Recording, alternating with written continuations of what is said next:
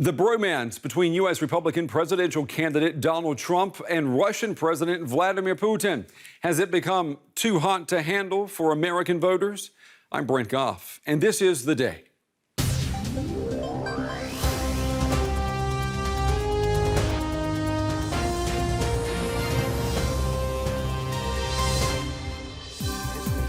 On U.S. television last night, Trump was asked yet again about his admiration for Russia's leader. If he says great things about me, I'm going to say great things about him. I've already said he is really very much of a leader. You want to be complimented by that former KGB officer? Well, I think when he calls me brilliant, I'll take the compliment, okay? And today, the blowback from Democrat presidential candidate Hillary Clinton. He praised Russia's strongman, Vladimir Putin. He trash-talked American generals, saying they've been, quote, reduced to rubble. Also on the show, Turkey and Germany, NATO partners who are fighting each other in a war of words almost daily. Tonight, I'll ask a member of the German parliament, is Turkey really an ally or just a fair weather friend? And sluggish ticket sales and accusations of being treated like an athletic afterthought. Are the Paralympic Games in Brazil getting the attention they deserve? Well, welcome to the program, everyone. We begin the day with the race for the White House and breaking taboos, like it or not. Last night, Hillary Clinton and Donald Trump sat down separately in a televised forum, something of a rehearsal before the debates begin later this month. Two big takeaways from last night that have the world talking and tweeting: Donald Trump's admiration for the Russian president and the failure of journalists to call candidates out when they don't tell the truth. We're going to start tonight with a roundup of Clinton and Trump questions and answers. A brand new interview, but the same Donald Trump. The Republican candidate continues to defend his ability to be commander-in-chief, as well as his praise of Russian President Vladimir Putin.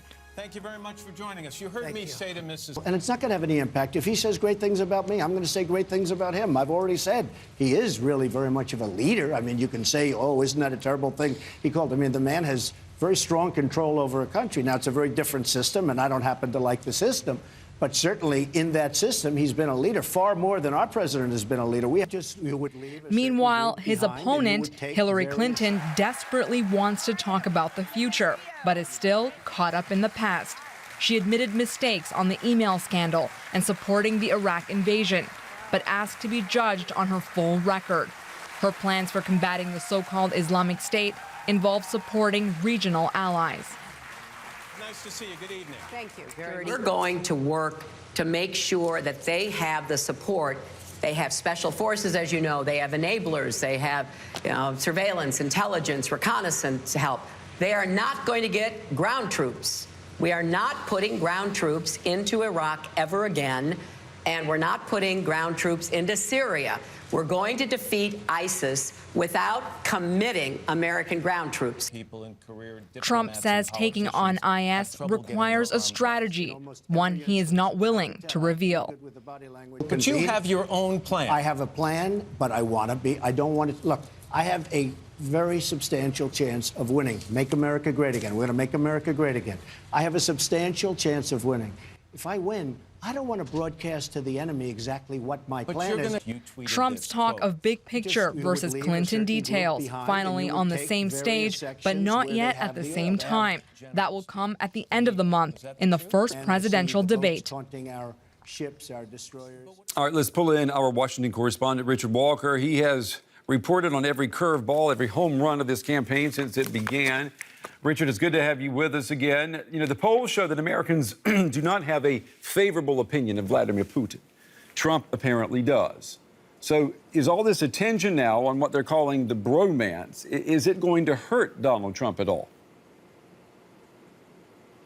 Well, this certainly isn't the first time that Donald Trump has spoken of his admiration for Vladimir Putin. I mean, you'll remember over the last several months, I mean, the internet memes that have been out there of the two men sort of riding a horse together on the Siberian steppe. I mean, that idea is very much out there. So perhaps we shouldn't assume that it's going to hurt him all that much if it hasn't so far. But I think you touch on something there, Brent, because it is a little bit of a mystery why he does keep going on about why he, the fact that he likes Vladimir Putin so much, because as you say, I mean, Vladimir Putin is not the most popular person in America. You know, those who do follow what he does will mostly take a pretty dim view of him. And it's not as if the idea that the US and Russia should work more closely together is something that has a kind of a sort of populist strength like some of Trump's other ideas, like ideas on immigration or on Islam or things like that.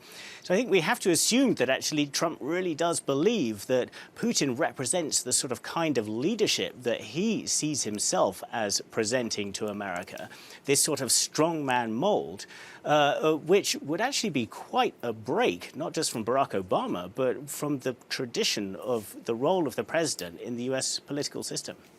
Let's do some fact-checking here on the day, Richard.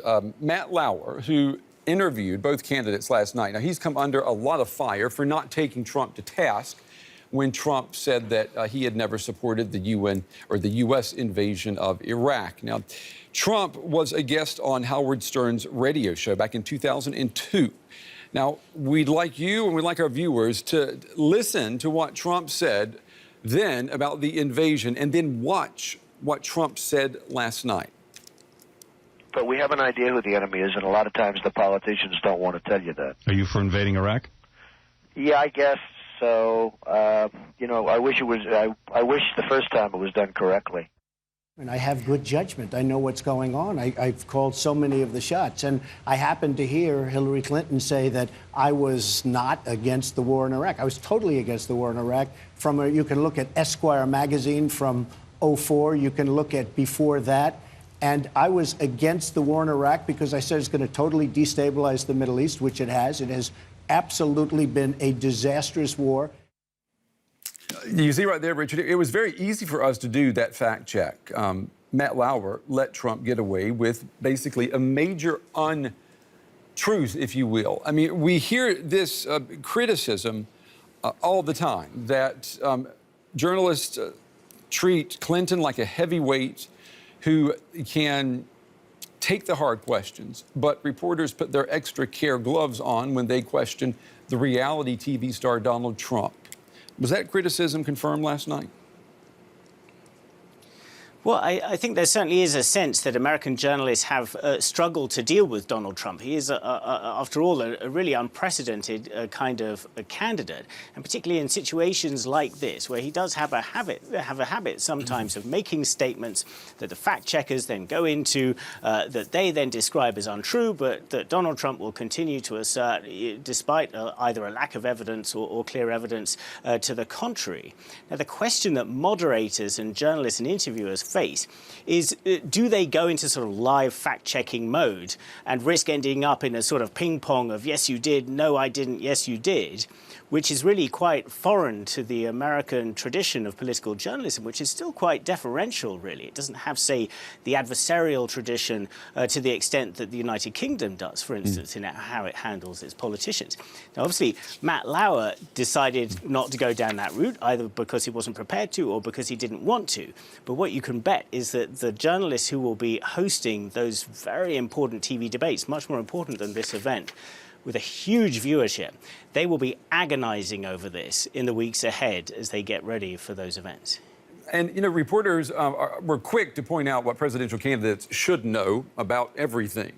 But the Libertarian presidential candidate, Gary Johnson, the city of Aleppo in Syria, I'm just going to say that. Let's take a look at how Gary Johnson discovered what Aleppo is. What would you do if you were elected about Aleppo? About Aleppo. And what is Aleppo? You're kidding. No. Aleppo is in Syria. It's the epicenter of the refugee crisis. Okay, got it. Got it. Okay. Well, Yeah, Richard, you've interviewed Gary Johnson. We had a great story on about libertarians last week. Did you get the impression when you interviewed him that this is a man who he looked like a deer with his, eyes in the headlights there. Is he not well informed about what's happening in the world? Well, to be fair, our conversation was really about domestic policy, and it was more about the sort of philosophy of what libertarianism really is. And part of what libertarianism is, and part of his platform, is not getting entangled in all of these sort of foreign wars that America has got entangled in the last couple of decades. So I'm sure that his core supporters would probably forgive him for not being sort of up to date on what's going on in Syria. But I think this will inevitably hurt him with the wider public, for whom his argument is not just that he has a certain set of policies, but also that he and his running mate, Bill Weld, are experienced former governors who could get the job done, they could move into the White House, and they could govern, and that sets them apart from the usual sort of fringe candidates that people see third-party candidates as being. So I think it's going to hurt him a lot with those potential voters who might be giving him a look, might be thinking, okay, is this a guy I could support? And that is at a crucial time, because Gary Johnson urgently needs to rise in the polls. He's currently averaging 9%. He needs to hit 15% in order to qualify for those TV debates. This is going to make that harder. Yeah, Pew Research is reporting that Americans think that the media focus too much on candidates' comments, too much on the poll numbers, and that we report too little on the issues and too little on the candidate's experience.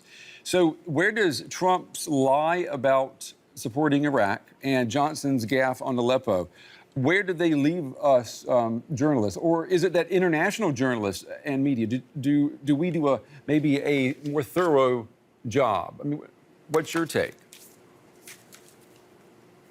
Well, I think we understand our role as a little bit different from the domestic journalists. Of course, the domestic networks, the domestic newspapers and other organs of the media are following every single twist and turn in immense detail, and can sometimes get a little bit lost in the sort of horse race, as we like to call it, of the election, and not standing back enough and looking at the big picture, which is why here on DW we've been trying to focus on that big picture question, what kind of America do people really want?